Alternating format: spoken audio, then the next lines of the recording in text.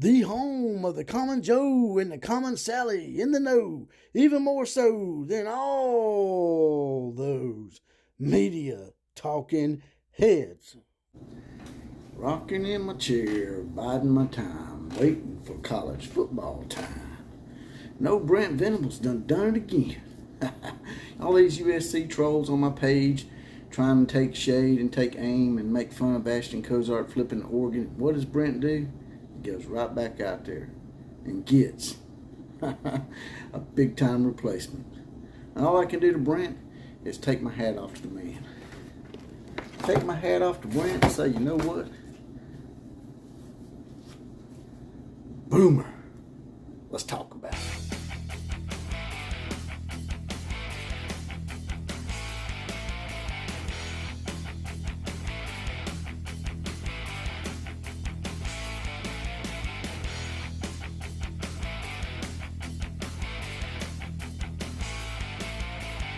Going out there again today, boys and girls in Sportland. This is the OCF. I am the outlaw of college football, also known as JPC. And before we get this thing started, if you'll look up underneath this video, you'll see the like, share, comment options, then the download option. Right next to that download option is a heart. It says thanks. Just drop a few dollars in the coffers and maybe we can get off of this YouTube advertisement teat one day. Now, getting right to it. Seems like old Brent Venables, just when people count him out, he comes across one of those steel chair shots once again. To those USC fans that are out there trolling away, just like their little skill shitting coach and Caleb Williams and his attention whore daddy, they can't seem to shut their mouth. And if y'all just shut your mouth about the whole thing and just stop talking about Brent Venables in Oklahoma, then maybe I'll stop grilling the hell out of you. It's called karma. Make do with it, because it's going to keep coming until y'all shut that mouth. Now, getting right to it here, it seemed like, they were coming in and just being gleefully spastic about it. Oh, y'all got Ashton Cozart flipped to Oregon. Did he flip to you? Did he flip to USC and all your money? With all the monkeys in the zoo playing in their poo out there in LA? Because that's what y'all are out there. Y'all a bunch of clowns. A bunch of little ass monkey ass clowns that get gleefully spastic over a wide receiver flipping to one of your rivals in your conference. I mean, I think I would think about that because, that could come back to haunt USC one day if Oregon puts it to your ass, which they probably will, because we all know Oregon and Utah own the Pac-12 right now. So, but Brent Venables once again impresses with his prowess and his don't give up attitude. He takes a hit and he just gets right back up.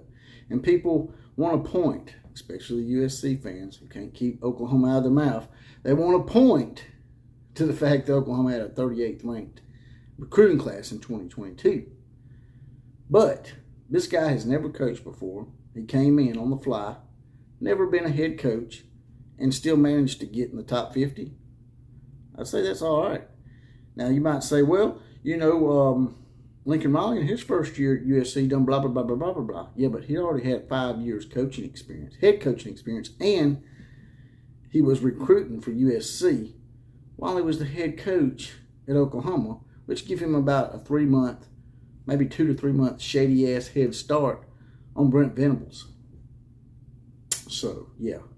All of you people out there getting on this guy for this 38th ranking in 2022, even your Oklahoma fans out there, y'all need to settle down and just realize that, this is his first coaching gig. And he's still done rather well, considering the situation and the kind of turmoil he had to come into from all that shit that old Linky boy left behind. And now in 2023 is going to be the real testament of Brent Venables in Oklahoma. So, just forget the 2022 thing, because it really doesn't play. 2023, though, it's looking pretty okay for Brent Venables. He gets this guy by the name of Keyon Brown. Got me some notes here today. Keyon Brown, 6'3", 188-pound wide receiver out of Tallahassee, Florida. Tallahassee, Florida. Let that ring. Florida State, while they haven't been the Florida State that we've known in the past, they're still Florida State.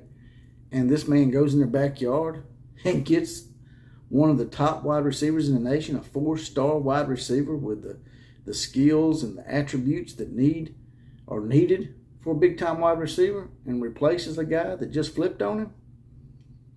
So that's a testament to fortitude. Something that certain other people probably don't have. We'll see down the road, but we're not going to talk about the Skittle shitters today.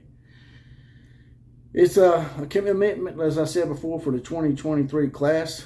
They had their little barbecue camp in Oklahoma, which I'd never heard of that until this year, but from what I understand, it's something they probably do every year. But this year, it sort of paid dividends. They got him a big-time wide receiver in Keyon Brown. And here's the list that he turned down. USC. Imagine that.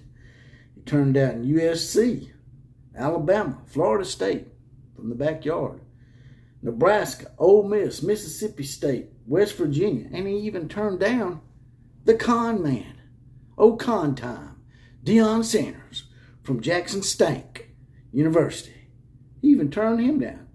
He even was able to see past the con of one Deion Sanders to commit to this guy because he said, in his own words, that it was a family atmosphere.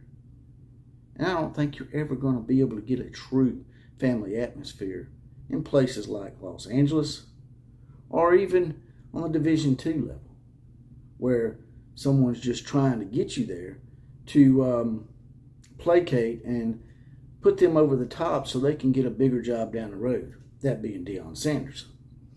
And of course, the aforementioned LA being old Lincoln boy, old Linky boy, old Tebow. So that's quite a list of who's of college football that turned down. People act like, oh, well, he probably didn't have really many major offers. He probably only got offered by Jackson Stank and Georgia Southern and Wake Forest and maybe Virginia or Boston College, but no. Brent Venables went into the backyard of Tallahassee after a wide receiver had flipped on him and got a big-time wide receiver just as good to replace him. Like I said, that's called fortitude. And I think you're going to see a lot more of that in the years to come. So those of you that are gleefully and spastically celebrating that 2022 class that you think was not that great, yeah. You know what the old saying is, don't celebrate until you got the game won. And the game is far from over. That's all I got to say about that. Like, share, comment, and subscribe to this channel. And as always, KMCA to all the other teams. Oh, class is now dismissed.